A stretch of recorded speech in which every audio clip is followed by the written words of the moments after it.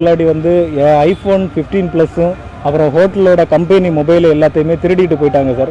நான் வந்து அந்த 4 மணிக்கு இதை எடுத்துகிட்டு போகிறாங்க. நான் 5 மணிக்கு வந்து கேமரா செக் பண்ணி பெரியமேடு போலீஸ் ஸ்டேஷனில் போய் அந்த ஃபுட்டேஜை வந்து நான் உங்ககிட்ட காட்டிட்டு இந்த மாதிரி என் ஹோட்டலில் வந்து ஒருத்தர் இந்த மாதிரி எடுத்துகிட்டு போயிட்டார் சார், நீங்கள் வாங்கன்னு சொல்லும்போது இல்லை காலைல 10 மணிக்கு வாங்க அப்படின்னு சொன்னாங்க.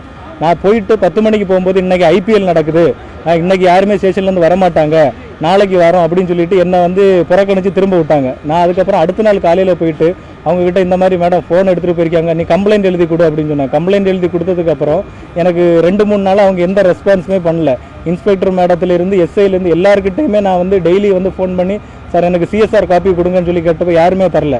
அதுக்கப்புறம் வந்து நான் கமிஷனர் ஆஃபீஸில் வந்து ஒரு கம்ப்ளைண்ட்டு மே 5ஆம் தேதி எழுதி கொடுத்துருந்தேன். கமிஷனர் ஆஃபீஸில் இன்ஃபார்ம் பண்ண உடனே என்னை ஸ்டேஷனுக்கு கூப்பிட்டு கம்ப்ளைண்ட்டு நீ ஏன் இந்த மாதிரி எழுதியிருக்க, நாங்கள் சொல்லுறது மாதிரி தான் நீ கம்ப்ளைண்ட் எழுதணும் அப்படின்னு சொல்லிட்டு என்கிட்ட மொட்டையாக வந்து ஒரு